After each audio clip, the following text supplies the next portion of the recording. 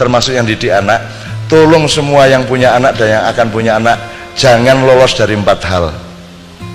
Anakmu harus menguasai 4 ini, harus oke dengan 4 hal. 1, akhlak, tidak ada tawaran.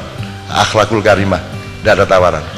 Kudu mutlak ya, berarti akidah ya oke, syariat ya oke ya. Kalau ini bolong, saya tidak jamin yang lain-lainnya. Jadi akhlakul karimah kudu beres, mau limo gak oleh temen ya. Nomor 2, kamu harus terapkan militer di rumahmu. Militer itu maksudnya gak kotor anakmu dijak baris, latihan nembak, terus latihan manah sunah rasul, terus manai kadang nganggo tangan kadang nganggo sikil. Ono saya mana nganggo sikil barang itu. Anakmu itu dilatih disiplin sekeras mungkin. Jangan terjebak oleh kata-kata anti kekerasan. Kalau di Unibra di sini dimulai kekerasan itu diganti. Salah, violent itu bukan kekerasan bahasa Indonesianya, kekejaman. Anti kekejaman, nek kekerasan lapo anti. Lah nek kon gak keras metenge ya apa? Kudu keras. Lah kalau tiang bendera lembek lah gak ngadeg genderone. Tiang harus keras, tembok harus keras. Ya toh, ilmu itu keras, limo adalah limo, keras. Kok anti kekerasan ya apa karepmu? Lah ngelemprok terus kan. Anti kekejaman. Bener enggak? Kalau Anda di Unibro ganti itu tok, itu sudah revolusi besar. Udah lumayan. Anti kekejaman, bukan anti kekerasan. Kekerasan harus, tulang harus keras. Ndas, dan ndas gak keras sih lho. Tak gotir nih.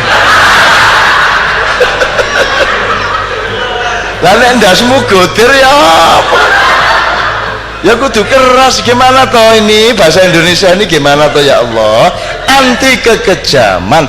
Oh, kekerasan belum tentu kejam. Halus pun bisa kejam, bener nggak? Dan ya Allah, ya apa sih arek-arek iki kok keliru iku lho. Ngene, kon melendi tak tonyo raimu, tak nyek bapakmu. Melendi kon.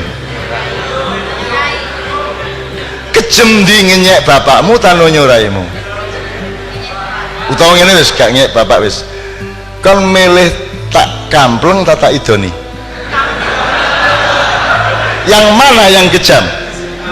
Yang lebih kejam kan ngidoni, karena itu menyangkut martabat. Kalau cuman dipukul itu hanya menyangkut fisik, meskipun sedikit dimensi martabat. Tapi kalau ngidoni, jundu apa?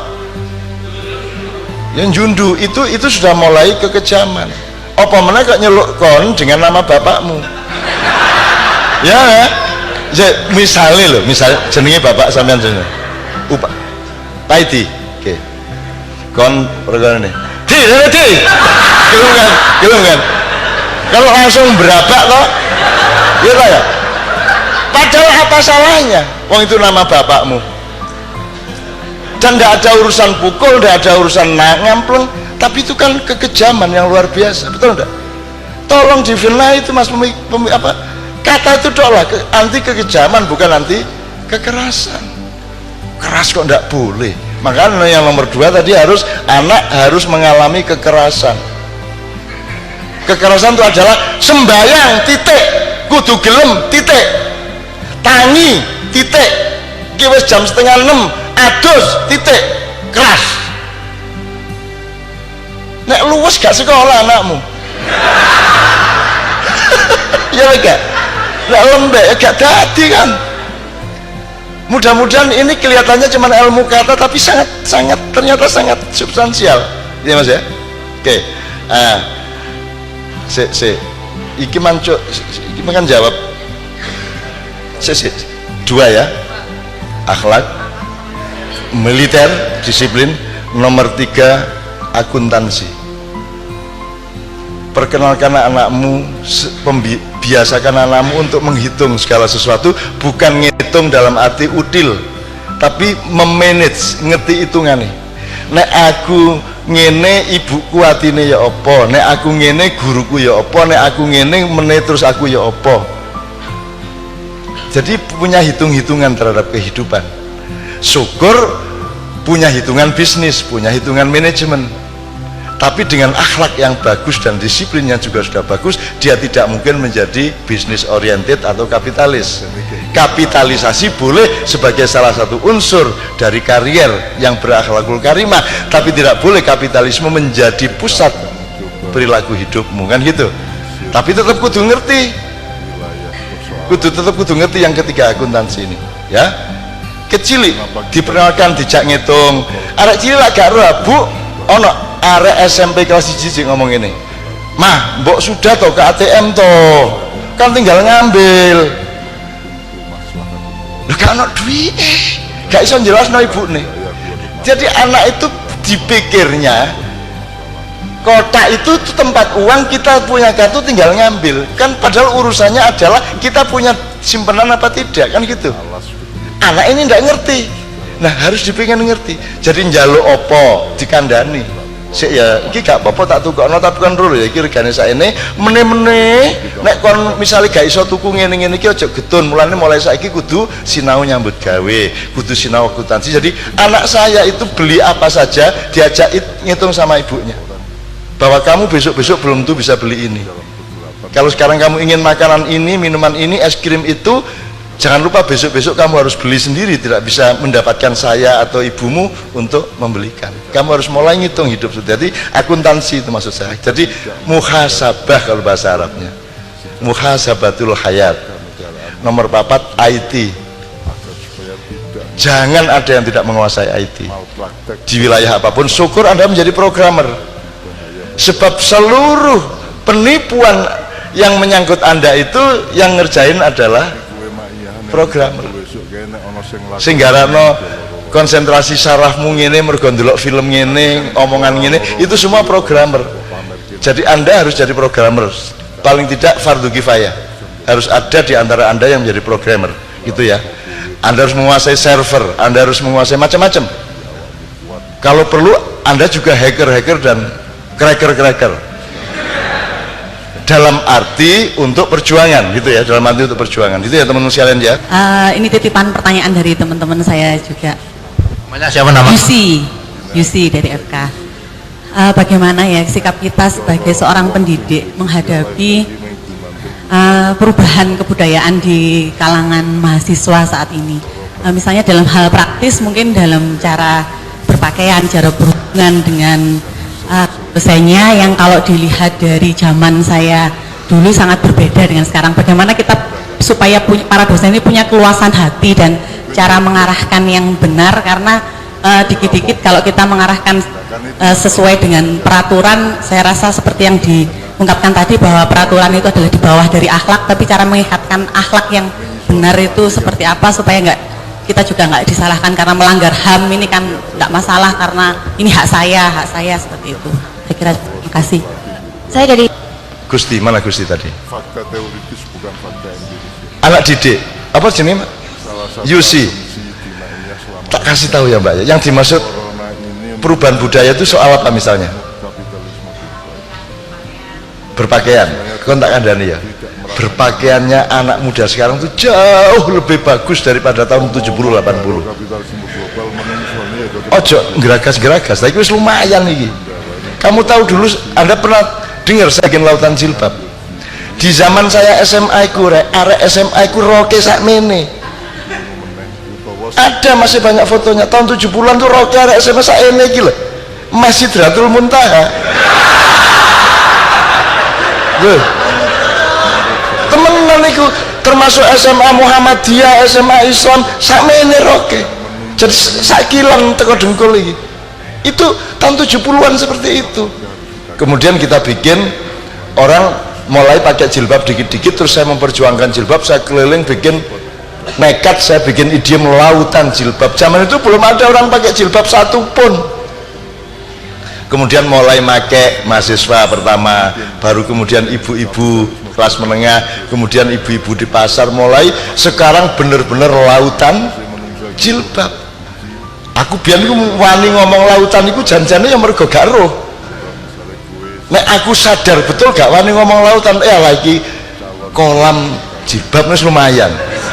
Tapi aku nekat lautan jilbab, dan itu drama terbesar dan rekor penonton terbesar adalah drama lautan jilbab. Jadi belum pernah ada drama yang penontonnya sampai 35.000 ke atas, hampir 40.000 di Stadion Madiun, di Makassar, di Jogja, di mana-mana. Yang sekarang harus Anda bangun itu budi pekerti. Bayangin Pak Nuh itu bikin 18 pilar karakter atau apa itu. Itu tidak ada yang tentang menghormati orang tua dan guru, itu tidak ada. Sekarang dunia farmasi Eling no Pak Nuh itu panen waktu dia jadi Mendiknas. karena Saiki guru diremehno karo murid, nggih ta mboten? atau pasar atau masyarakat Engko nek guru untuk kereng didik melanggar HAM. Anda dihancurkan memang oleh penjajah, oleh kolonial-kolonial. Dulu kolonial datang membawa bedil. Kolonial sekarang masuk ke undang-undang, masuk ke sistem birokrasi, masuk ke rubrikasi negara. Hati-hati, dan itu yang harus Anda perjuangkan. Jadi Anda harus cari cara, ya opo arek iki carane tetap bisa disiplin meskipun saya menghindarkan tuduhan pelanggaran HAM. Singapura yang penduduknya Masih banyak cara, nggak perlu ngampleng, nggak perlu nyamblek, nggak banyak cara. tiga Jakarta. Jadi mendelik ya iso toh. Wong gitu itu asal nggak nyentuh kok. Yang namanya setiap zaman punya jalan keluarnya sendiri. Yang penting Anda melakukan yang memang harus Anda lakukan. Jangan cemaskan mengenai dunia. Dunia milik Allah dan Allah mengkhalifai. Inna nazalna dzikra wa inna lahu lahafizun. Allah menjaga semua yang cinta kepadanya. Tenang aja, ya.